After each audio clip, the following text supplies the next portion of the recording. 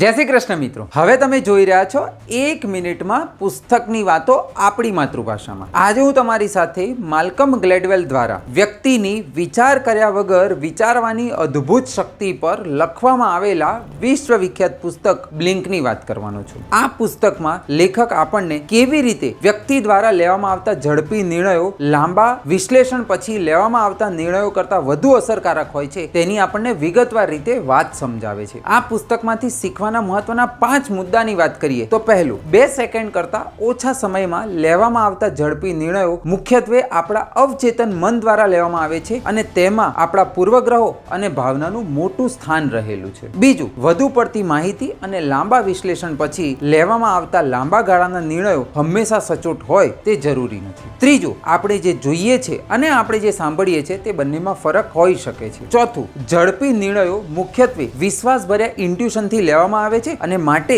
તેનાથી આપણને લાંબા ગાળે પણ ઘણો ફાયદો થઈ શકે છે. અને પાંચમું, અનુભવ, અભ્યાસ અને પ્રયત્નો દ્વારા બીજાને મુશ્કેલ લાગતા લાંબા ગાળાના નિર્ણયો આપણે ખૂબ જ સરળતાથી અને ઝડપથી લઈ શકીએ છીએ. જય જય ગરવી ગુજરાત, જય હિન્દ.